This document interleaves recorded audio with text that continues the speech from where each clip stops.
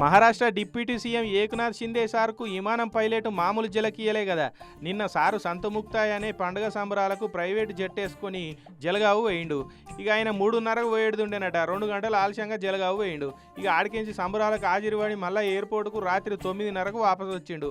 కానీ పైలట్ ఏమన్నా duty time అయిపోయింది, నేను డ్యూటీ దిగిపోయిన, విమానం తీసుడు ఇప్పుడు కుదరదని సాప్ సీదా చెప్పేసిండు.